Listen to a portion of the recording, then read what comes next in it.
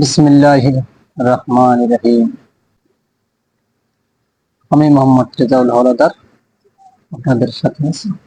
আসি মাসের ট্রানজিট দিয়ে চলবে ভারতের ট্রেন। কোন স্বার্থে বাংলাদেশ ট্রানজিটটি ভারতের সাথে স্বাক্ষরিত হয়েছে আমরা তা কেউ জানি না, এবং মাননীয় প্রধানমন্ত্রীর কি উদ্দেশ্য। দেখেন, আমাদের স্বার্থ ছাড়া এই ট্রানজিটটি দেওয়া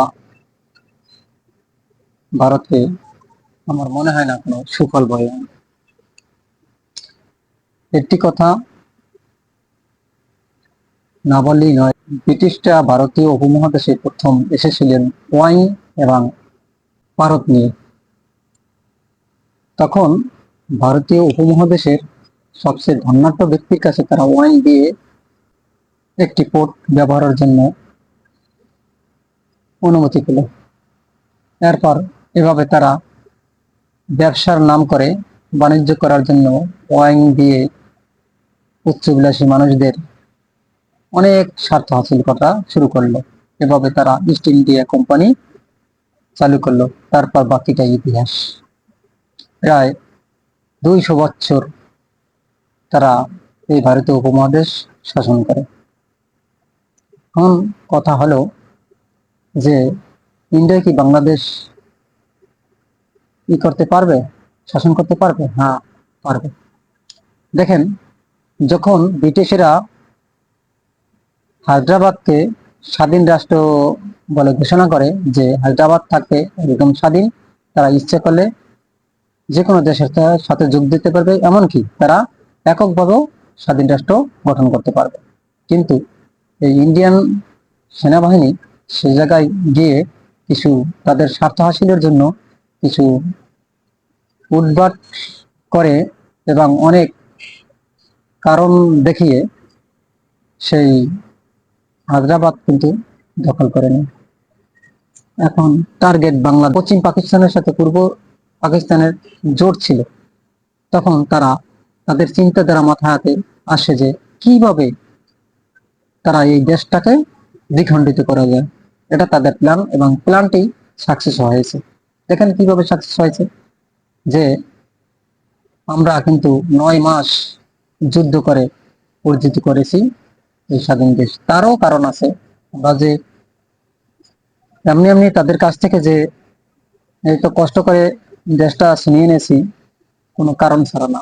তারা যেভাবে পৈশাচিক নির্যাতন চালিয়েছে পাকিস্তানি হানাদার বাহিনীরা, তাদের উচিত ছিল তাদের প্রত্যেককে বাইন্দা তার বেশি নির্যাতন করা, কিন্তু আমরা তা করিনি। দেখেন, একটা দেশের প্রদেশের যত অর্থনৈতিক ছিল সব নিয়ে যেত তারা, কিন্তু বাংলাদেশের কোনো উন্নয়নে তারা কাজ করতো না। এটা ছিল তাদের একগুঁড়ামি। এবং ভাষা নিয়ে তাদের সাথে জমত ছিল। যেমন বাংলা ভাষাকে তারা রাষ্ট্রভাষা মর্যাদা দেয়নি, কারণ এই পৃথিবীর বর্তমানে অনেক মানুষ বাংলা ভাষায় কথা বলে, সে সময় বলতো, কিন্তু তারা তা মর্যাদা না নিয়ে উর্দু কি তাদের রাষ্ট্রভাষা বলার করার একটা পায়তারা শুরু করে। এই জন্যই স্বাধীনতা শুরু হয়। এখন কথা হলো, আমরা এবার আসি ভারতের কথায়। দেখেন, ওদিকে ইউএসএ মানে আমেরিকা বাংলাদেশের চট্টগ্রাম এবং মায়ানমারের কিছু অংশ নিয়ে একটি বাংলাদেশের থেকে ল্যান্ড নিয়ে নতুন একটা খ্রিস্টান রাষ্ট্র দেশ গড়তে চাইছে গঠনের একটা ইউএসএ। প্রস্তাব করে মাননীয় ডব্লিউবিসিএস প্রধানমন্ত্রীর কাছে। কিন্তু মাননীয় প্রধানমন্ত্রী এটা ভালো কাজ করে যে তাদের কাছে সে প্রস্তাবে রাজি হয়নি। কিন্তু রাজি না হলে হবে কি, দেখেন তারা কিভাবে কি কাজ করতেছে।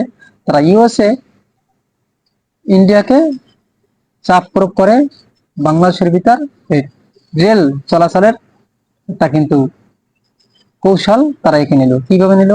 আমেরিকার ভয় দেখিয়ে বলছে, যদি আমাদের তোমরা এটা না দাও তাহলে আমরা আমেরিকাকে কিছু বলবো না। তার মানে শেখ হাসিনা দিতে বাধ্য হয়েছে, কারণ তার দেয়ালে পেট টিকা। ভারত যদি হাতছাড়া হয়ে যায় তাহলে সে আর ক্ষমতায় থাকতে পারবে না, এটা কথা বাস্তব। কারণ তিনি যদি জনগণের কথা ভাবে এবং দেশের কথা ভাবে, অ্যাকচুয়ালি ভারতের রেল চলাচল বাংলাদেশে দেওয়া উচিত না আমি মনে করি। কেননা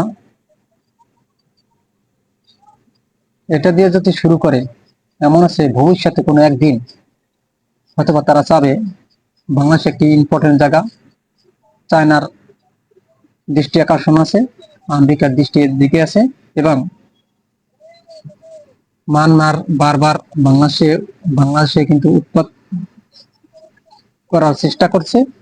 কোনো সময় চীন মাটিনে তারা যুদ্ধ জাহাজ রাখে, এখানে গুলি করে ওখানে গুলি করে।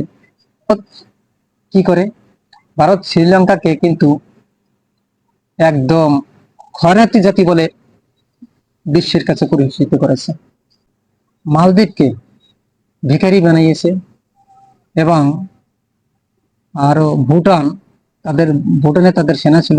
এবার আসি বাংলাদেশের প্রসঙ্গে। বাংলাদেশের বর্ডারে ইন্ডিয়ান সেনারা যেভাবে আক্রমণ চালায়, ফেলানির কথা আপনাদের মনে আছে অবশ্যই। ফেলানিকে মেরে নৃশংসভাবে হত্যা করে বাঁশের খুঁটিতে ঝুলিয়ে রেখেছে। বাংলাদেশ কি করেছে? কোনো প্রতিবাদ করেছে? করেনি। দুদিন আগে রংপুরের বর্ডারে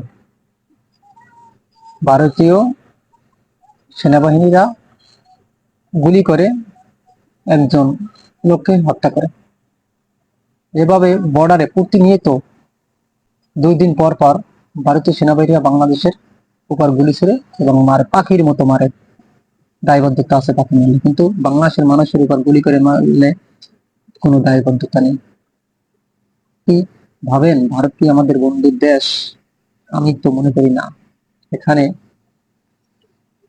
মাওলানা হামিদ খান ভাসানীর একটি কথা আসি। তিনি বলেছেন যে ভারত আমাদের বন্ধু রাষ্ট্র নয়, তারা কোনোদিন বাংলাদেশকে বন্ধু রাষ্ট্র হিসেবে ভাবেনি। এই কথাটি যারা বুঝবে, সে জাতি বুঝবে, তারা বুদ্ধিমান জাতি বলে বিবেচিত হবে। কথাটা কিন্তু বাস্তব, আপনারা একবার ভেবে দেখুন। একটি প্রধানমন্ত্রীর উদ্দেশ্যে একটি কথা বলি, দেখেন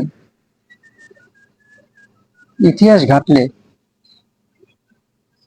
আপনি দেখবেন ভারতীয়রা যে কোনো কাজ করেছে বাংলাদেশের লাভের জন্য কোনো কাজ করেনি। হ্যাঁ, এবার বলতে পারেন যে তাদের পেঁয়াজ ডাল রসুন আলু গরু ছাগল মৌস দেয়, বাংলাদেশের মাগনা দেয়, টাকা দেয় না, টাকার বিনিময়ে না। তাদের দেশে যদি এইসব জিনিস 10 টাকা হয়, বাংলাদেশের কাছ থেকে তারা 15 টাকা নেয়। তাহলে আপনি কিভাবে মাগনা পান? না, তারা যদি না দেয়, না দেখ, আমাদের টাকা থাকলে আমরা অন্য দিক দিয়ে কিনে খাবো, নাইলে আমরা উৎপাদন করবো। সুযোগ পেলে কোনো একদিন হয়তোবা ইন্ডিয়া বাংলাদেশ দখল করে ফেলবে। এটা আজ বা কাল আপনারা দেখবেন, হয়তোবা আমরা থাকতেও পারি, বাকিটা আল্লাহ পাকের ইচ্ছা।